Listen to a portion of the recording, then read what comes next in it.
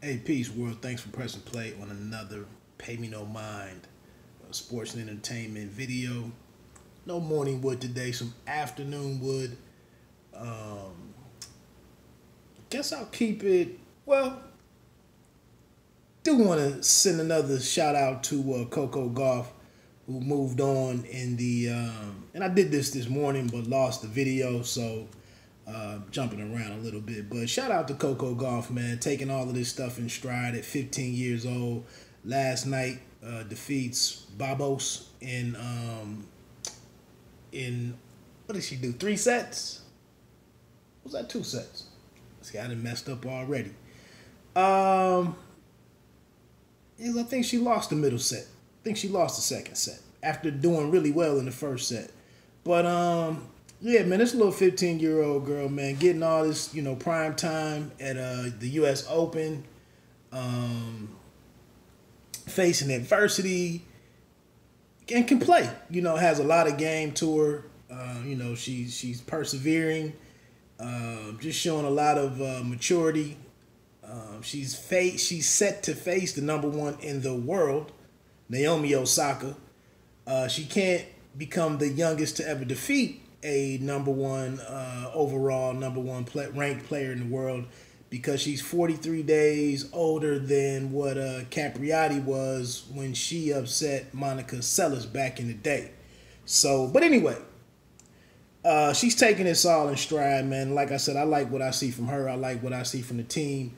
Again, I cannot sit here and tell you what her trajectory is, and that she's a player next year in the thick of things and can consistently do whatever. I think tennis is challenging like that. With the number of women, the number of players that are out there. It's an individual game. Can you handle the success? Can you handle the attention? Kobe Bryant is there to watch her last night. Oh, shout out to Taylor Townsend for beating Halep last night. Halep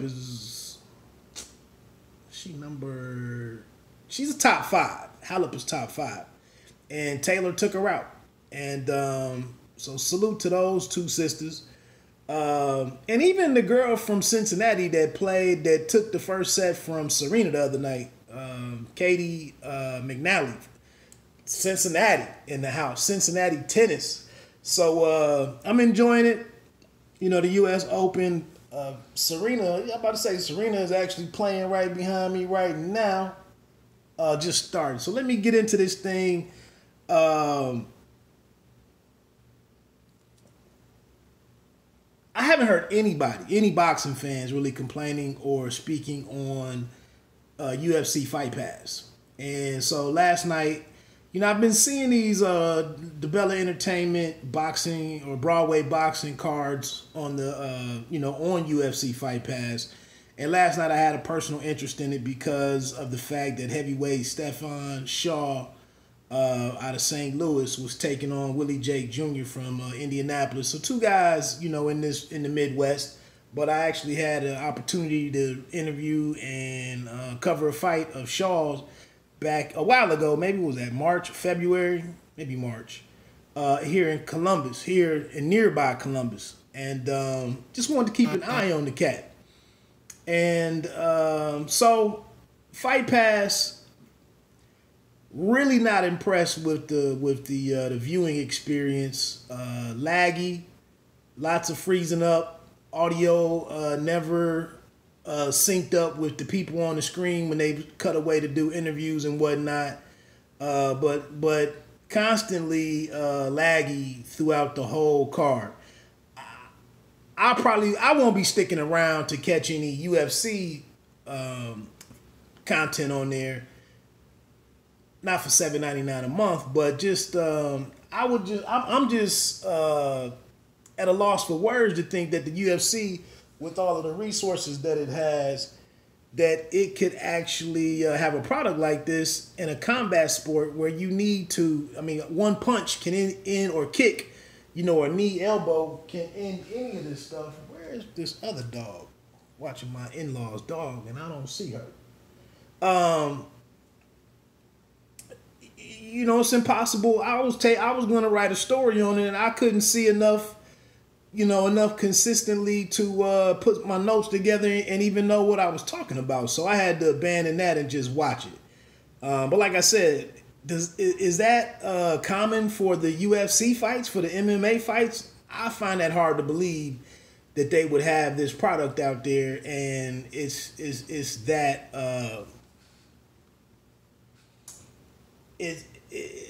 that's as good as it is. Streaming services it's an extremely competitive field right there. You're asking subscribers for $8 a month. There were some other additional packages on there and whatnot, but that's you gotta have some quality with your product, and so I just see that needing to be stepped up considerably for it to be a player in in attracting new subs. But let's get on to Stephon Shaw and Willie Jake Jr., man. Not a horrible performance by the Deontay Wilder training camp stalwart in Big Shot Shaw. It went 4 rounds, TKO. Shaw moved to 12-0 with 9 stoppages. He's 26 years old. I want to say 11 fights in 6 years of him being pro. 2 years they mentioned on the stream. 2 years of working the Deontay Wilder camp, and just amazing. I mean, I just got a note on my update, and I gotta take care of some stat. So Jake, he was in there with Frank Sanchez. Not a good outing. He was in there with Jermaine Franklin. Not a good outing. He doesn't have the sturdiest chin. He's undersized for a heavyweight. Not known to be heavy-handed. So he found some ways to extend this, and I just didn't like the angle that Shaw opened up with his jab. Seemed like he was shooting it from a very high angle, and was inaccurate with it. But, Jake was trying to extend the fight. He was moving around. Shaw's a guy with a good punch. So, Jake is trying to do some things and get some rounds in and give himself an opportunity to, upset a prospect. And I just thought maybe with the feinting, he was doing a lot of throwaway stuff and, actions with his hands and whatnot. That seemed to, it just seemed like Shaw became resigned to just sit back, knowing that he should be able to end the fight at any given time. And it seems like he just waited for the opening to really unload. He mentioned that he was headhunting. That might be somewhat true, but if he was headhunting, he was highly inaccurate on that. But Jake Jr. seems to be a very nervous fighter. He's a lot of activity. And he seems like he's conscious of his lack of, a great punch resistance. So, maybe for Shaw, because coming off of the Donovan Dennis fight, I was hoping he would build on that and really step forward in terms of,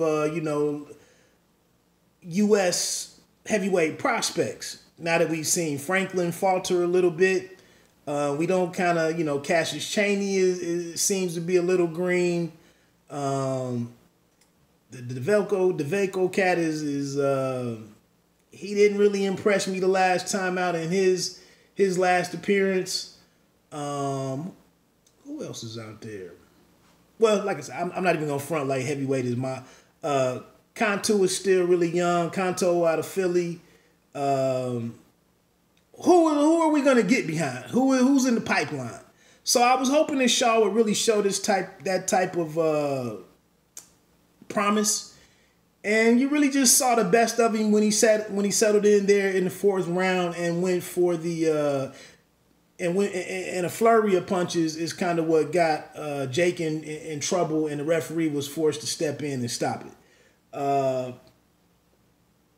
Like I said, you think you can get a guy out of there. I didn't see him really work consistently, and that's the thing. He's a bigger heavyweight. I believe he weighed 251 pounds. You want to see a guy bring something different to the table. And I just didn't see the work rate there. I didn't see the use of the jab there. He kind of was just on some seek and destroy stuff. And like I said, doesn't diminish anything he has going on. But I really would have just liked to have seen a more offensive minded look. And you got to get familiar with. He mentioned that 2021 he would be ready for a heavyweight championship fight, and it becomes interesting to see how he's steered and how he's managed. Over the next 12 to 18 months, I guess. So.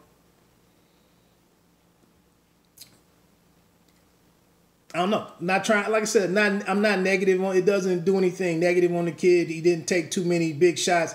Jake Jr. actually landed one of his best shots in the match, maybe 10 or 12 seconds, 15 seconds before the fight was stopped. I think he was coming off some momentum coming off of the rope. I think he hit Shaw with the left hand that snapped his head back a little bit.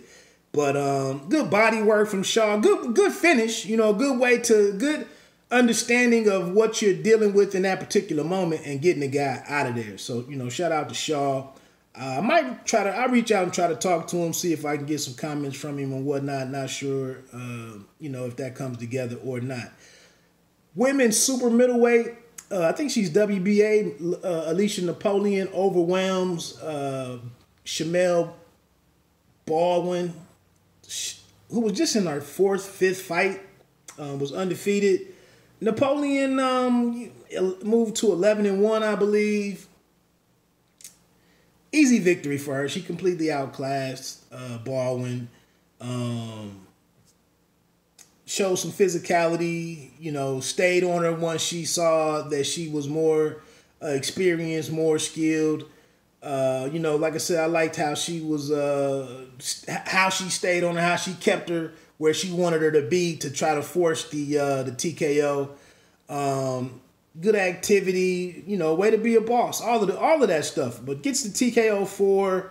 The only thing, she was kind of vocal after the fight about Claressa Shields and how the love needs to be spread around for the women, and she spoke her mind on the subject.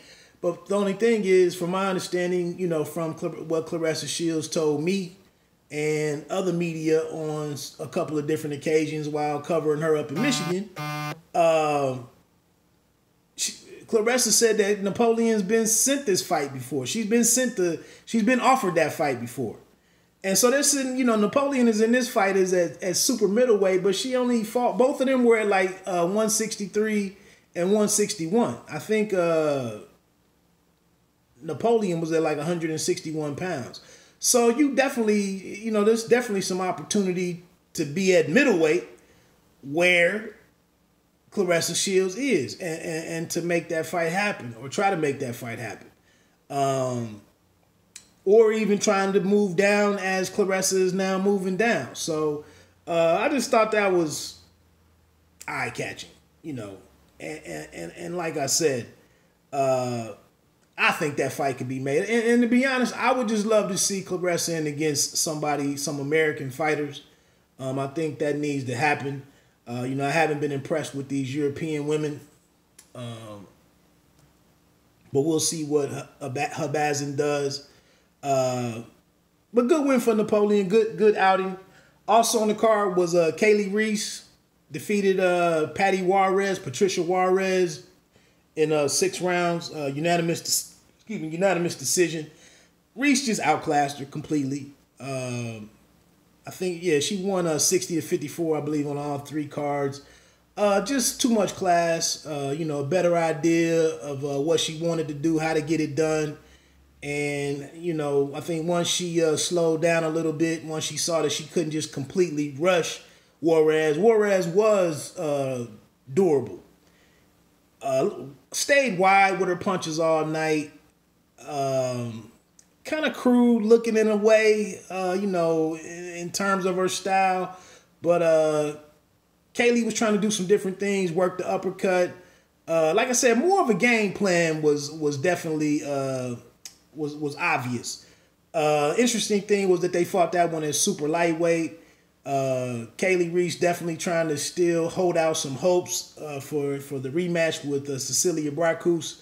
Not sure if that happens or not, or where it would even happen, etc., etc. Just complications in that regard.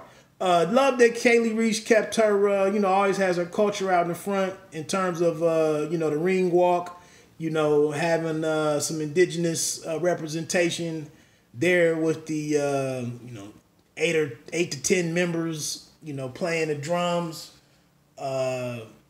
dressed in the traditional garb and whatnot, the face paint, war paint, and all of that. So, making the most of the moment. The fight was in Connecticut, Foxwoods at Mashantucket, so near her home base and whatnot. So good win for her. Helen Joseph also got a unanimous 6-round decision over Martina Hingis. I did not see that one. I don't think they streamed that one. The other couple of fights on there, I really didn't watch them, to be honest with you. By the time I was trying to watch the end of the Coco Gauff card and the freezing and the lags and all of that, and I got frustrated. So again, UFC Fight Pass would definitely have to step it up for me to consider, checking them out more in the future. Yeah, they got to get on that quickly. Hey, some quick thoughts, man, on tomorrow's action. Is ESPN Plus, or the Plus as I'm seeing it referred to now. The Loma-Campbell, the unification fight for the WBC lightweight title against Luke Campbell.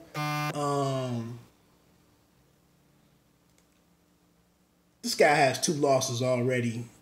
He has the height and reach advantage. The Olympic pedigree, gold medalist and everything.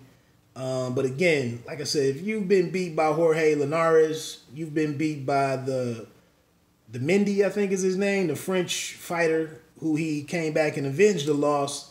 But no major special effects with Luke Campbell. Just not dynamic enough in my opinion.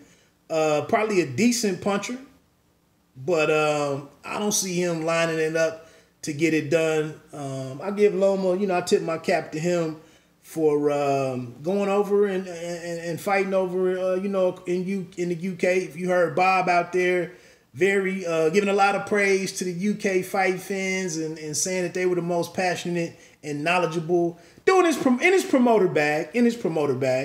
But yeah, I don't have much to say there, man. I think Loma probably stops Campbell.